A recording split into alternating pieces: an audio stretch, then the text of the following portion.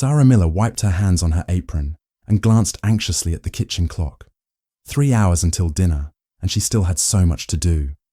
The pot roast was in the oven, filling the house with the rich aroma of her grandmother's recipe. But doubt crept in as she wondered if it was good enough for tonight's important guests. "You're overthinking again," Michael said, coming up behind her and kissing her cheek. His tech company had recently secured major funding, and tonight they were hosting his investors and colleagues for the first time. "I just want everything to be perfect," Sarah replied, tucking a strand of hair behind her ear. "These people eat at 5-star restaurants. What if they think my cooking is provincial?" Michael turned her to face him. "Hey, remember what we talked about? These people are coming to our home, not a restaurant. Your food has heart, Sarah. That's what matters." Sarah nodded, but uncertainty lingered in her eyes. 6 years ago, she'd been running her small bakery when Michael's car broke down outside her shop. Now they were married, and sometimes she still couldn't believe how her life had changed. "Should I have hired a caterer?" she asked, surveying the ingredients, spread across the counter. "Absolutely not. Your food tells our story. It's authentic, just like you." Sarah smiled, remembering her grandmother's words. "Food made without love is just ingredients." She picked up the rolling pin to start on the pie crust. "I remember watching my grandmother make this crust every Sunday," she told Michael as she worked the dough. "She'd let me help, even though my little hands made everything messier." "Tell me more about her," Michael said, sitting at the kitchen island. "She raised me after Mum died. We didn't have much, but she made everything special. She'd say, 'Sarah, fancy isn't better, it's just different.' She taught me that good food brings people together, no matter where they come from." As Sarah rolled out the dough, memories flooded back. Standing on a stool in her grandmother's kitchen, learning to measure flour, picking apples from the neighbour's tree for pies, the small-town bakery competitions where her pies won blue ribbons 3 years running. "Those recipes built my bakery," Sarah continued. "They put food on our table when Dad lost his job. They paid for my business classes at community college." Michael smiled. "And that's exactly why I want you to serve them tonight. Your food has a history. These dishes represent who you are, who we are." Sarah looked around at their beautiful but modest home. Michael could have afforded something much grander, but they'd chosen this place together, blending his success with her simplicity. "You're right," she said finally. "I'm going to serve Grandma's pot roast, her fresh bread, garden salad, and apple pie. Not because it's fancy, but because it's real." Michael squeezed her hand. "That's my girl. Just be yourself. The right people will appreciate you for exactly who you are." As Sarah returned to her preparations, a sense of calm replaced her anxiety. These recipes had sustained her family through hard times.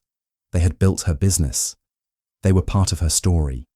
A story worth sharing, even with Michael's wealthy associates. Tonight, she would serve not just food, but her heritage with pride. The doorbell chimed at precisely 7 o'clock. Sarah smoothed her dress and took a deep breath before opening the front door. Michael stood beside her, his hand reassuringly at the small of her back. "Welcome to our home," Sarah said with a genuine smile as Victor and Eleanor Warner stepped inside. Victor, tall and impeccably dressed in a tailored suit, offered a practiced smile that didn't reach his eyes. "Quaint place you have here," he remarked, handing his coat to Michael while his gaze swept critically over the entryway. Eleanor Warner extended her hand limply. "Charmed," she said, her eyes flickering to Sarah's modest pearl earrings, a gift from Michael on their first anniversary. "That's an interesting choice of artwork," she added, nodding toward a landscape painting from Sarah's hometown. "It's from the valley where I grew up," Sarah explained. The artist was a local. "How provincial," Eleanor murmured, exchanging a knowing glance with her husband. The doorbell rang again, bringing welcome relief. Daniel Chen entered with a warm hug for both hosts. "Something smells amazing," he said, his enthusiasm genuine. "Is that your famous pot roast, Sarah?" Michael never stops talking about your cooking at the office. Sarah felt herself relax slightly. Yes, my grandmother's recipe. My mother made something similar, Daniel said. The best meals are the ones passed down through generations. Emma Nichols arrived next, quiet and observant, offering Sarah a small but sincere smile. Thank you for having me, she said simply, handing over a bouquet of wildflowers. These reminded me of the arrangements you have at your bakery.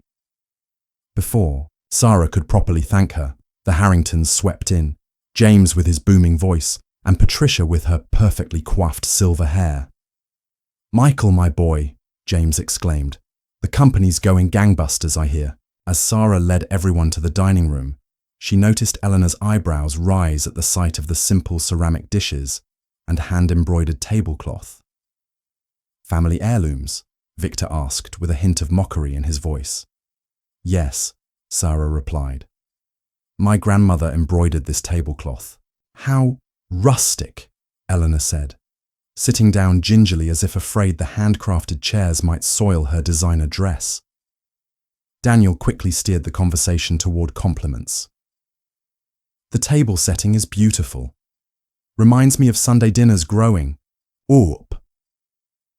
Emma nodded in agreement, but remained quiet, watching the interactions with thoughtful eyes. As wine was poured and appetizers served, the conversation shifted to recent vacations. We just returned from Bali, Victor announced. Our villa had the most spectacular infinity pool overlooking the ocean. That sounds wonderful, Sarah replied. I've always wanted to travel there. Oh, you must, Eleanor insisted. Though the authentic experience requires staying at Amanusa, nothing else compares. What was your last vacation, Sarah? We visited my hometown last summer, Sarah said. It's not exotic, but it's beautiful in its own way. How nice, Eleanor replied with a thin smile before turning to Patricia. Did you finish that Mediterranean cruise you were planning? As the guests exchanged stories about private islands and exclusive resorts, Sarah felt increasingly like a stranger in her own home. Even the Harringtons, who'd known Michael since childhood, seemed to direct their conversation exclusively toward the other guests, discussing golf memberships and marina berths for their yachts. Sarah doesn't particularly enjoy sailing, Michael interjected, noticing her silence. But she can outbake anyone I know. Baking, Eleanor repeated, as if it were a quaint hobby rather than Sarah's profession. How sweet. Daniel caught Sarah's eye and gave her an encouraging smile. Sarah's bakery has won regional awards, he added. Lines out the door every morning. Sarah smiled gratefully, but as the conversation drifted back to exotic travel destinations and luxury pursuits, she couldn't help feeling that her accomplishments somehow seemed smaller, less significant in this company. She excused herself briefly to check on dinner, wondering if her grandmother's recipes, once her greatest source of pride, would be enough for this discriminating crowd. Sarah carried the pot roast to the table, its rich aroma filling the dining room as she set it down on the handcrafted trivet her father had made. Her hands trembled slightly as she began serving her guests. Pot roast, Victor observed, his tone flat as he accepted his plate. How traditional. It's my grandmother's recipe, Sarah explained, passing the platter of freshly baked bread. Everything is made from scratch. Eleanor dabbed her lips with her napkin before even taking a bite. We rarely eat red meat anymore. Our chef, Philippe, has been experimenting with molecular gastronomy lately. Have you ever tried foam of truffle or deconstructed bouillabaisse? I can't say that I have, Sarah replied, trying to keep her voice steady. Daniel took a generous helping of the roast and vegetables. This reminds me of Sunday dinners with my family. My mother would spend all day in the kitchen making dishes like this. He took a bite and closed his eyes appreciatively. Perfectly tender, Sarah. The flavor takes me right back to childhood. Emma nodded in agreement as she tasted the food. The vegetables are so flavorful. Are they from your garden? Yes, Sarah brightened. We converted part of the backyard. Nothing beats fresh-picked produce. Indeed, Victor said, cutting his meat with surgical precision. though I find hydroponic systems yield more consistent results. We installed one at our vacation home. Cost a small fortune, but our chef insists it's worth it. Patricia Harrington took a small bite of bread. This is quite good for homemade, though nothing compares to that little French bakery in the city. What was it called, James? The one where the owner studied under that famous Parisian baker. Maison de Croûte, James replied. Absolutely extraordinary what they do with a simple baguette.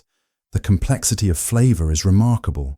Sarah's smile faltered as she watched Victor push his food around his plate more than eating it. Is everything all right with your meal? She asked. Oh, quite adequate, Victor replied with a dismissive wave. Just not what I'm accustomed to, but I suppose there's charm in simplicity. Michael watched his wife's expression fall slightly. He reached under the table to squeeze her hand reassuringly. Sarah's cooking has always been about connection, he said. These recipes tell the story of her family. How quaint, Eleanor responded. Our chef trained at Le Cordon Bleu. His food tells the story of classical French technique merged with modern innovation. Daniel jumped in.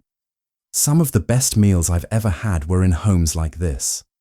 My grandmother couldn't read or write, but she could cook dishes that would make your taste buds dance. Emma nodded. Food with history always tastes better. History is one thing, Victor said with a thin smile. Progress is another. Cuisine, like business, must evolve or perish. Sarah noticed James and Patricia exchange knowing glances with Victor, their polite smiles not reaching their eyes as they took minimal bites of their dinner. Michael tells us you run a small bakery, Patricia said, emphasizing the word small in a way that diminished it. Yes, I do, Sarah replied. We've been in business for 8 years now.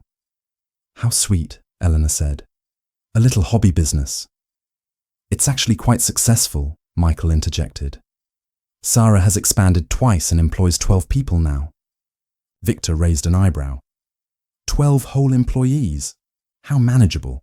Our household staff is larger. Sarah felt her cheeks burn as she cleared the dinner plates. Michael caught her eye, his expression concerned, but she gave him a small nod indicating she was okay. She disappeared briefly into the kitchen and returned with her apple pie, setting it down with pride despite her growing discomfort. This is my blue ribbon apple pie, she explained, beginning to slice it. The recipe has been in my family for generations. Victor accepted his slice with a cursory glance. Apple pie, the quintessential American dessert, I suppose.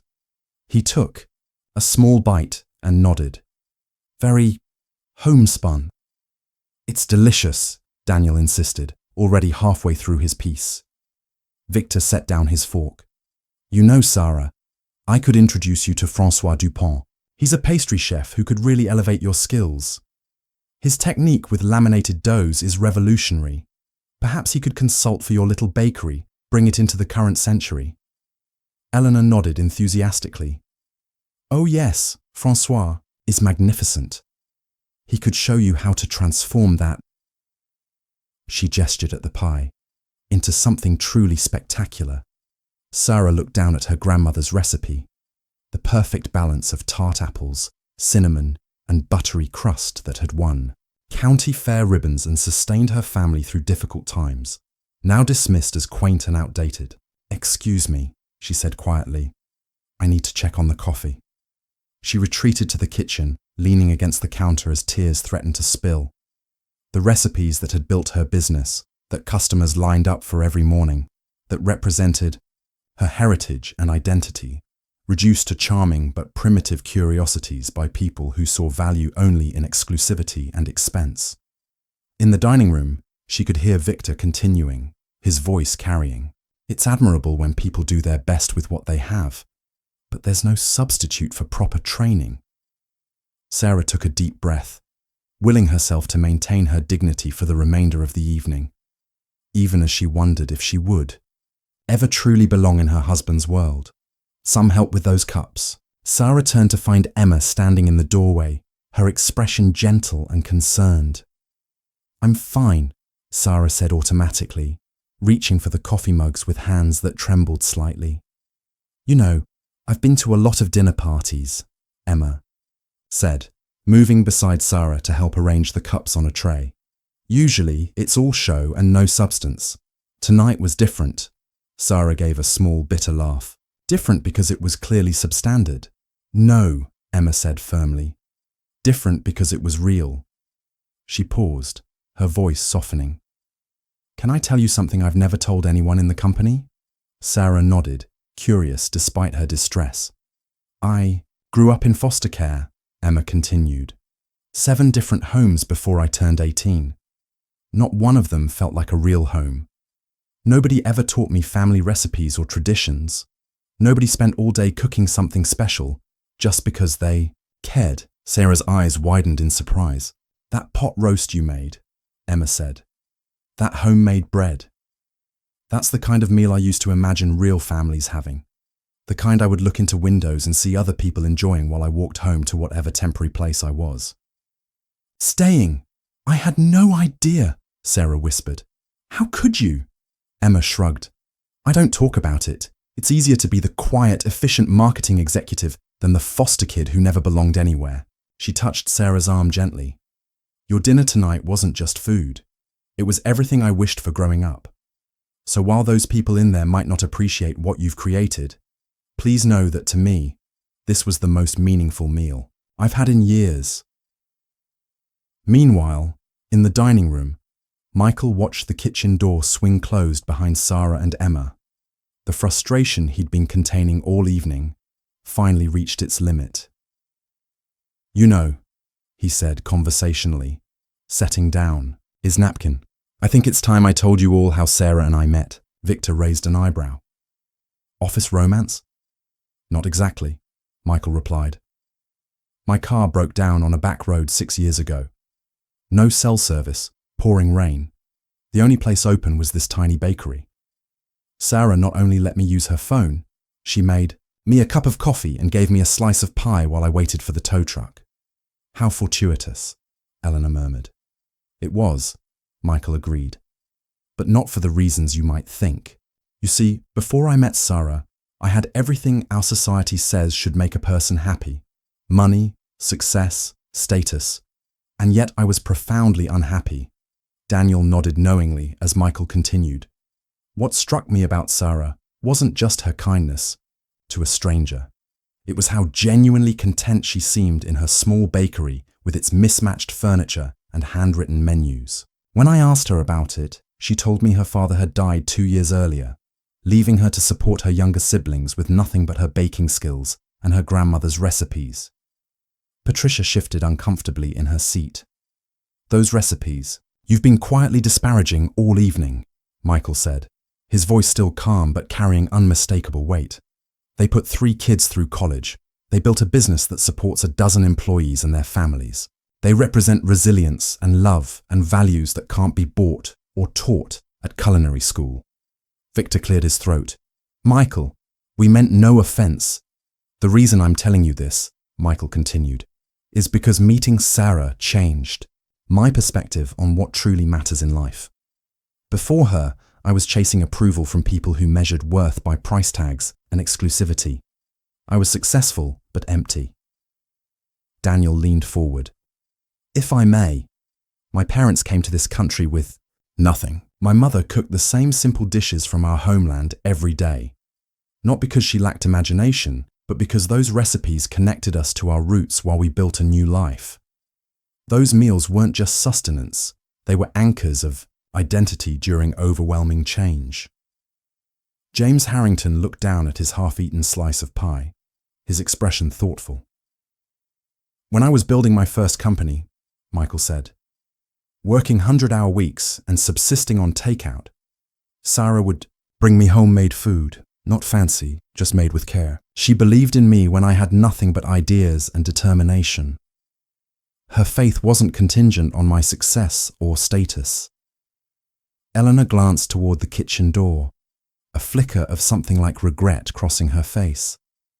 The interesting thing about authentic connections, Michael continued, is that they don't require exclusive resorts or private clubs or trained chefs. They require presence, honesty, the willingness to see people for who they really are, not what they can do for you.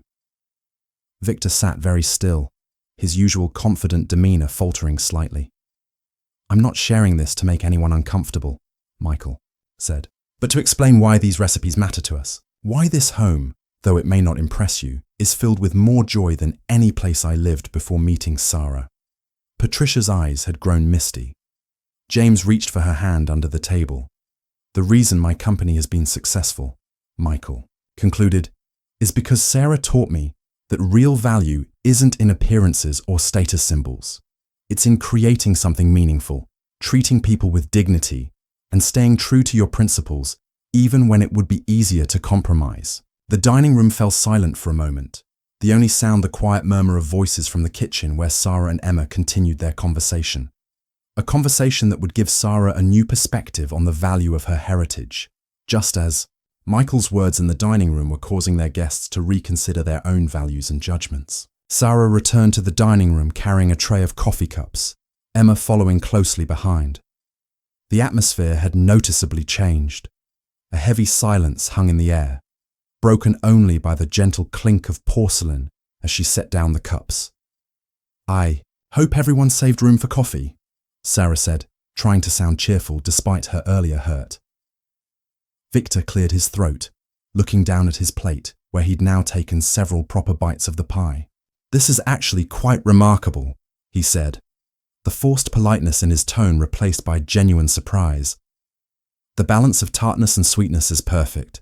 Thank you," Sarah replied, uncertain how to respond to this sudden change. Eleanor watched Sarah with new interest. "Your grandmother taught you to cook," Michael was saying, she asked, her voice lacking its earlier condescension. "Yes, from the time I was tall enough to reach the counter." Eleanor folded her hands in her lap. "I never learned," she admitted, her voice softening. "My mother considered the kitchen beneath our station. I was sent to finishing schools instead, to learn the social graces needed for making what my parents called advantageous marriages." "That sounds lonely," Sarah said gently. "It was," Eleanor replied, looking surprised at her own admission.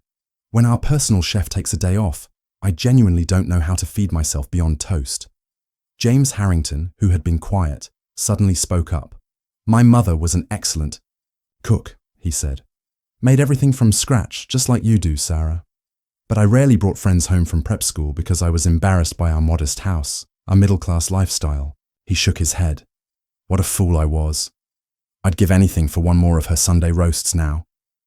"I miss my mother's Sunday dinners too," Patricia added, her usual reserve cracking. "It was the only time my father put away his briefcase. The only time achievement and competition weren't discussed. Just simple food and genuine conversation." Sarah looked around the table, seeing these polished, successful people in a new light, not as judges of her inadequacy, but as individuals with their own insecurities and losses. "My grandmother always said that food is memory made tangible," Sarah offered. "That's why family recipes matter so much. They keep parts of people with us even after they're gone." Daniel nodded enthusiastically. "Speaking of Sarah's cooking, did you know her bakery won 3 regional awards last year?" "The line stretches around the block every morning." "Really?" Victor asked, looking genuinely interested for the first time. "What's your specialty?" "Pies mostly," Sarah replied, "and artisan breads, but we're known for our cinnamon rolls." "Sarah also runs a program teaching cooking skills to underprivileged teenagers," Daniel continued. "Many of them have gone on to culinary careers or started their own businesses." "That's impressive," Eleanor said. "Is it difficult, teaching young people who've had no previous exposure to cooking?" "Sometimes," Sarah admitted. "But the kitchen is a great equalizer. It doesn't matter where you come from or what you own. What matters is patience, attention to detail, and heart." "Heart," James repeated thoughtfully. "That's what I tasted in this meal but couldn't quite identify." "Would you consider taking on an absolute beginner?" Eleanor asked hesitantly. "Someone with no skill whatsoever, but perhaps a late-blooming interest?" Sarah's surprise must have shown on her face because Eleanor quickly added, "I understand if you wouldn't want to, after how rudely I've behaved." "I would be happy to," Sarah replied, realizing as she spoke that she meant it. Patricia touched her. husband's arm. James, remember how we used to talk about hosting family-style dinners when we first got married, before we got caught up in impressing people? I do, he said quietly. We never got around to it, did we? As Sarah looked around at these people, whom she'd feared and felt judged by just an hour earlier, she saw something unexpected. Human beings with their own regrets and longings, hidden behind facades of perfection and privilege. Sometimes, Emma said, speaking up for the first time since they'd returned from the kitchen, we spend so much energy trying to be what others expect that we lose touch with what truly nourishes us. Sarah felt something shift inside her. Not just relief that the evening had turned around, but a deeper understanding that everyone at the table was, in their own way, hungry for something money couldn't buy. Connection, meaning, and the kind of authenticity that came naturally to her, but had been trained out of them. Victor set down his coffee cup with a decisive motion. His usual self-assured demeanor had softened, replaced by something more vulnerable. I owe you an apology, Sarah, he said, his voice lacking its earlier condescension. My behavior tonight wasn't about your cooking.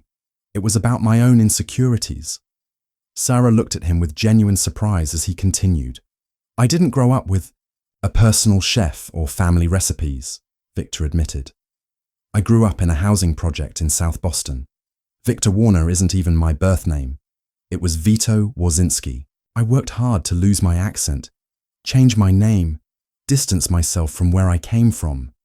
Eleanor stared at her husband in astonishment. Victor, you never told me. Because I was ashamed, he interrupted gently.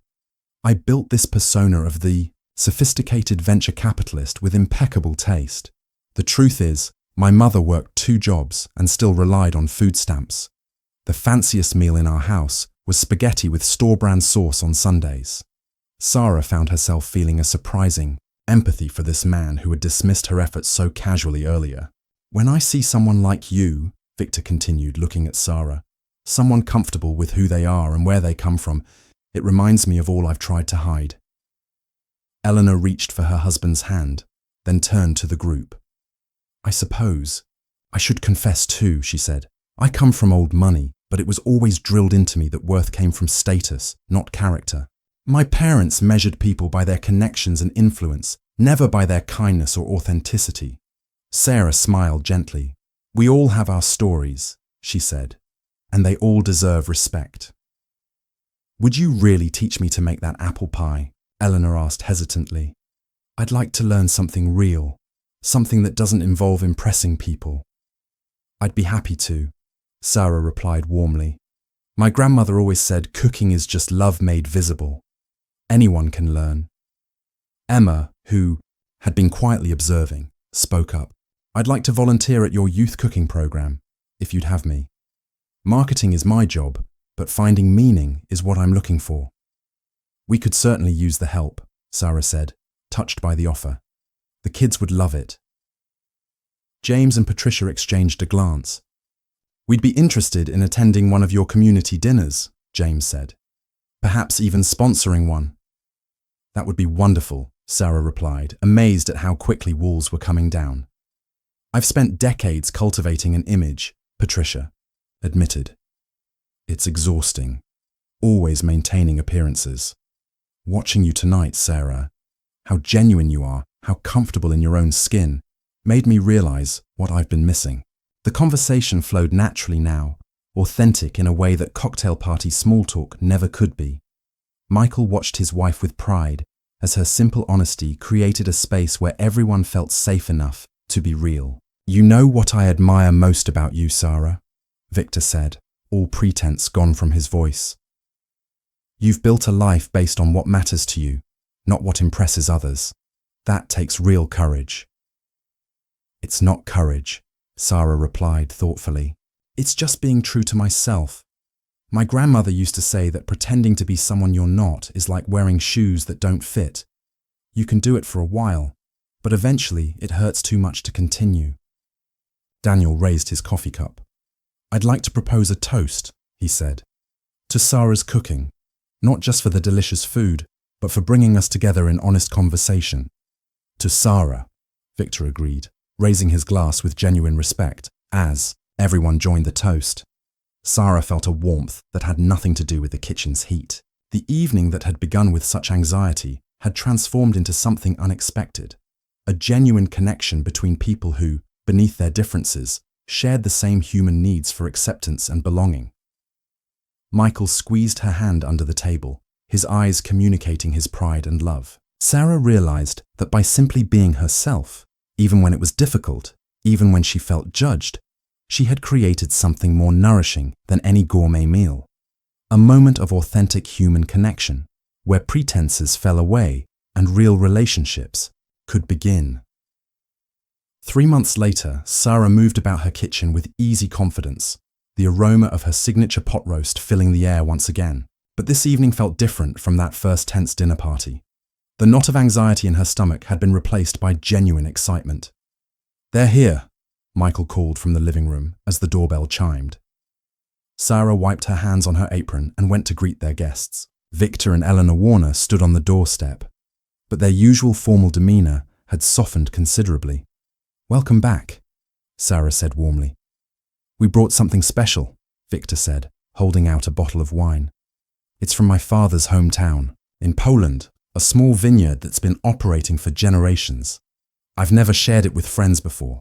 Until now, I've been embarrassed by anything connecting me to my roots," he admitted. "But you've helped me see there's value in honoring where we come from." Eleanor stepped forward, carefully holding a covered dish. "I made an apple pie using your recipe," she announced with a mix of pride and nervousness. "I've been practicing every weekend. It's still not as good as yours, but—" "I'm sure it's wonderful," Sarah interrupted, genuinely touched. The Harringtons arrived next, greeting Sarah with warm hugs rather than formal handshakes. "We have something to show you," Patricia said excitedly, pulling out her phone. "Photos from the community dinner we sponsored last month at your bakery. James has become quite the bread baker himself." "My golf buddies think I've lost my mind," James laughed. "But I've never felt more fulfilled than serving those meals alongside your team." Emma arrived last, accompanied by a teenage girl with bright eyes and a tentative smile. "Sarah, this is Lily," Emma introduced. "She's part of your youth cooking program, and she's been teaching me as much as I've been helping her." "Nice to meet you, Mrs. Miller," Lily said. "Ms. Emma says your cinnamon rolls changed her life." "That's giving me too much credit," Sarah laughed. "Not at all," Emma replied. "This cooking program has given Lily a potential career path, and it's given me a sense of purpose I never found in corporate success." As they gathered in the dining room, Sarah noticed how differently everyone interacted. The conversation flowed, naturally, without pretense or competition. Victor was telling Daniel about his childhood neighborhood in Boston. Eleanor was earnestly asking Lily about her favorite recipes. The Harringtons were discussing plans to expand the community dinner program. Michael clinked his glass gently. "Before we start, Sarah and I have some news to share." Sarah nodded, her hand moving instinctively to her stomach. "We're expecting our first child in the summer." The celebration that erupted was genuine. Hugs, congratulations, and even tears from Eleanor, who had become a regular visitor to Sarah's bakery over the past months. "This calls for a toast," Daniel said, raising his glass. "To new beginnings and authentic connections."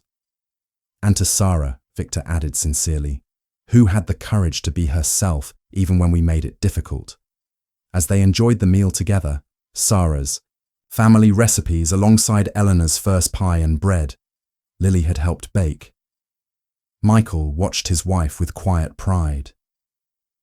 "Your authenticity changed all of us," he whispered when they had a moment alone. "Look at what you've created just by being yourself." Sarah gazed around the table at these people who had begun as intimidating strangers and somehow become friends. Victor was sharing stories of his childhood that he'd spent decades hiding. Eleanor was discussing cooking classes with genuine enthusiasm. Emma and Lily were planning next month's program menu. The Harringtons were offering their vacation home for a youth cooking retreat. What Sarah had once considered her greatest weakness, her simple background and unpretentious ways, had somehow become her greatest strength. By staying true to herself, even when judged. She had created a space where others could drop their facades and discover the freedom of authenticity. The dinner party that had begun with judgment and insecurity 3 months ago had transformed into something precious, a genuine community where people could be fully themselves, connecting across the differences that once divided them. In a world that often valued appearance over substance, Sarah had shown them all a better way, proving that authenticity, not pretense, builds the bridges that connect our shared humanity.